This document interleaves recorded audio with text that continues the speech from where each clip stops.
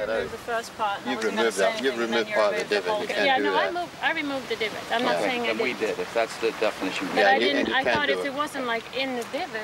All right. And I'll go back and get the right wording to make damn sure. If somebody does like this, Well, we heard the conversation. Annika made very clear mention that she did remove the divot, and in fact, she removed only a portion of the divot. This divot has been divided in this area right here.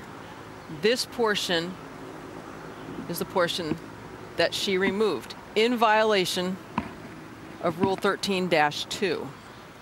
So therefore, it was a 2-stroke penalty for Annika Sorenstam, and there's a look at Rule 13-2. And in this particular situation, improving her lie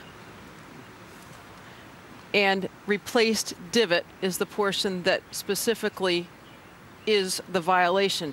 Now, there's also a decision that is involved in here, because we heard Annika later in that conversation say, well, where do you draw the line? Where do you decide if it's been a portion or if it's really there, if it's growing back? And the decision said specifically that the divot be roots down in the divot, the replaced divot, and that was definitely the situation here. Clear violation, 2-stroke penalty, but really, no argument. Really a surprise for Annika Sorenstam, considering she definitely knows the rules, has actually been through rules school with the USGA classes.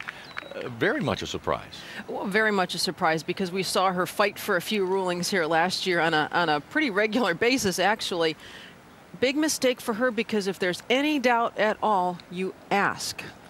Yeah, that was just obviously a big mistake from my side, and looking back at it, you know, that could cost me the championship. So an expensive lesson.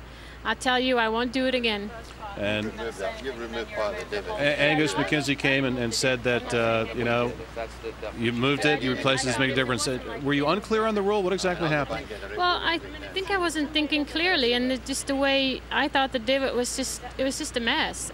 You know, we've had a lot of rain, the divots are big, and it seemed like somebody just put it up and just tried to put it in, but it wasn't really in. So, you know, I could have hit that shot without moving it. It wasn't like it was really in my way, so I really don't know what I was thinking. I was actually thinking I was going to replace it more nicely. I mean, I'm always out there fixing divots and fixing pitch marks, so it's just part of me. I want to make it nicer, so it never occurred to me why I did it. It was just a very stupid mistake.